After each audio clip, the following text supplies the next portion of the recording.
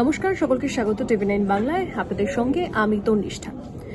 আজকের দিনে দাঁড়িয়ে আরো একটা অন্যতম চর্চার বিষয়, অন্যতম আলোচনার বিষয় হচ্ছে মুখ্যমন্ত্রী মমতা বন্দ্যোপাধ্যায় ক্ষুব্ধ কার ওপর? তার নিশানায় অধিকাংশ সচিব এবং পুলিশ কর্তারা।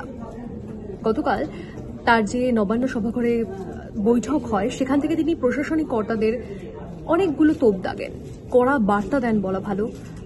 কোথাও একটা শুধরে যাওয়ার বার্তা দিয়েছেন মুখ্যমন্ত্রী মমতা বন্দ্যোপাধ্যায়, এবং সতর্ক থাকার বার্তা তো অবশ্যই রয়েছে।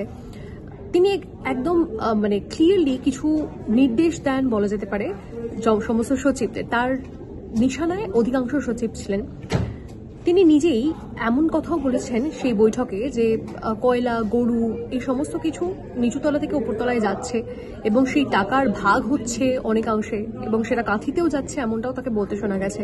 সেখানে হয়তো ঘুরিয়ে তিনি সেই শুভেন্দু অধিকারীকেই টার্গেট করতে চেয়েছেন যে শুভেন্দু অধিকারীর কাছে এই সমস্ত টাকা পয়সাগুলো পৌঁছচ্ছে। হয়তো ঘুরিয়ে তিনি এমনটাই ইঙ্গিত দিয়েছেন, তার বক্তব্য হয়তো তেমনটাই ইঙ্গিত ছিল। কিন্তু তিনি গতকাল এমনটাও তাকে বলতে শোনা গেছে যে বিভিন্ন অভিযোগ করেছেন যে কয়লা, বালি, গরু এই সমস্ত কিছু ট্রাক ওভারলোড করে নিয়ে যাওয়া হচ্ছে এবং নিচুতলা থেকে উপরতলা এই সমস্ত কিছু পৌঁছচ্ছে, এবং সেই সমস্তটা নিয়ে তিনি কড়া বার্তা দিয়েছেন। তিনি আরও কড়া বার্তা দিয়েছেন। আপনাদেরকে জানিয়ে রাখি কারা কারা তার নিশানায় এসেছিলেন। মমতা বন্দ্যোপাধ্যায়ের নিশানায় রাজীব কুমারও। আপনাদের মনে আছে সদ্য সমাপ্ত ভোটের আগে, লোকসভা ভোটের আগে সন্দেশখালীতে কি ঘটনা ঘটেছিল, এবং সেই সন্দেশখালী নিয়ে বারবার করে বিরোধীরা একাধিক ইস্যু করেছিল। আপনাদের নিশ্চয়ই মনে আছে একটা ভিডিও ভাইরাল হয়েছিল। সেই ভিডিও নিয়েও মমতা বন্দ্যোপাধ্যায় তোপ দেখেছেন রাজীব কুমারকে। তিনি যেটা বলেছেন যে সন্দেশখালীর ফেক ভিডিও রাজ্যের তথ্য প্রযুক্তি দপ্তর কি করছে, পুলিশ প্রশাসনের বিরুদ্ধে এভাবেই ক্ষোভ উগড়ে দিয়েছেন মুখ্যমন্ত্রী মমতা বন্দ্যোপাধ্যায়। এবং যেটা বলছিলাম আপনাদেরকে, বারবার করে তিনি এই মন্তব্য করেছেন যে নিচুতলা থেকে উপরতলায় বালি, কয়লা, গরু সমস্তটা পাচার হচ্ছে, কিন্তু সেই টাকা কাঁথিতে পৌঁছে যাচ্ছে, সেই সমস্ত দিকে যেন নজরদারি দেওয়া হয় সেটা বলেছেন, তাকে শোনা গেছে। এর পাশাপাশি তিনি আপনাদেরকে জানিয়ে রাখি শ্রমমন্ত্রীর কাজে তিনি খুশি নন মুখ্যমন্ত্রী মমতা বন্দ্যোপাধ্যায়। শ্রমমন্ত্রী মলয় ঘটককে আলাদা করে দেখা করার নির্দেশ দিয়েছেন তিনি। এর পাশাপাশি আপনাদেরকে জানিয়ে রাখি সমবায় সচিব কৃষ্ণা গুপ্তার কাজেও ক্ষুব্ধ মুখ্যমন্ত্রী মমতা বন্দ্যোপাধ্যায়। কৃষ্ণা গুপ্তার বারবার যে দিল্লি যাওয়া, সেটাকেও তিনি ভালো চোখে দেখেননি।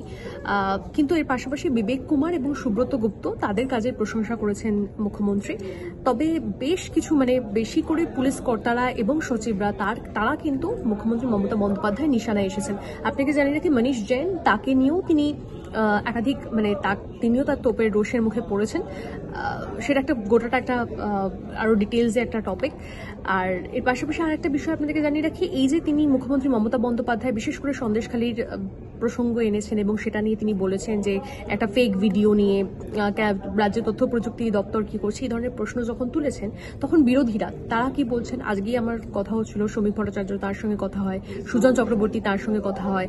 তাদের গলায় কিন্তু একই সুর। তারা বলছেন মমতা বন্দ্যোপাধ্যায় হতাশা থেকেই এই সমস্ত মন্তব্য তিনি করছেন, হতাশা থেকেই এই সমস্ত বক্তব্য তিনি রাখছেন।